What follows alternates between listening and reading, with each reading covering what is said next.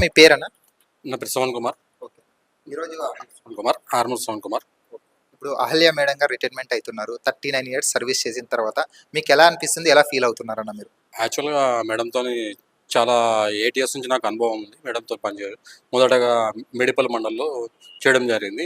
యాక్చువల్గా ఎంఆర్ఓ అంటే మండల్ రెవెన్యూ అధికారి అని మనకు పూర్తి నేమ్ తెలుసు. యాక్చువల్గా నా దృష్టిలో ఎంఆర్ఓ అంటే మనుషులను రక్షించే అధికారి.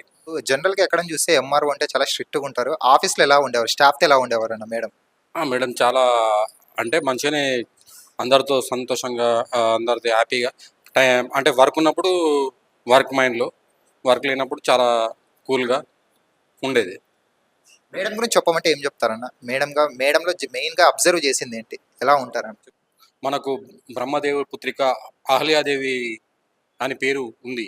అహల్యాదేవి శ్రీరాముని గురించి, శ్రీరాముని భక్తురాలు. శరీరం మొత్తం పనిని ప్రేమించి ఎందరికో ఆదర్శురాలు అయింది. ముఖ్యంగా మాలాంటి వారికి ఎంతో స్ఫూర్తిగా నిలిచింది. ఎంతో 6 ఇయర్స్ సంథింగ్ 8 ఇయర్స్ వరకు జర్నీ చేశారన్నారు గదన్న! ఆ జర్నీ ఎలా అనిపించిందన్న మీకు? ఎప్పుడన్నా మేడం మీద సంథింగ్ కోపం రావడం గాని, అంటే బిహేవియర్ మీద మేడం తిట్టడం గాని మిమ్మల్ని అలా ఏమైనా చేసిందా? ఫన్నీగా ఏమైనా జరిగిందా?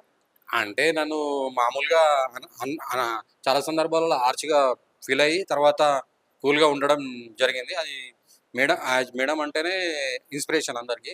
మేడం చాలా మృదు స్వభావి. అయినా మా అందరికీ సలహాలు, సూచనలు ఇట్లా ఎలా జరుగుతాయి, ఎలా కార్యక్రమాలు అనేది చెప్తుండే, సలహా సూచనలు ఇస్తుండే.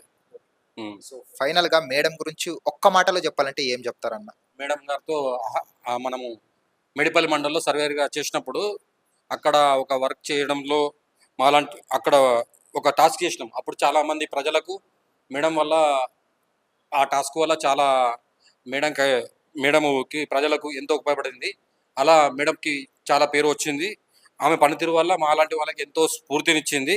ఖచ్చితంగా ఆమె యొక్క రిటైర్మెంటు ప్రభుత్వానికి, ప్రజలకు, మాలాంటి ఉద్యోగులకు, రాబోయే మన ఉపా ఉద్యోగ సోదరులు యువ ఉద్యోగ సోదరిమణులకు తీరని లోటు. ఆమె రిటైర్డ్ అయ్యాక భగవంతుని ఆరోగ్యం ఇవ్వాలని కోరుతూ తన కుటుంబం చల్లగా చూడాలని కోరుకుంటున్నాను. Thank you.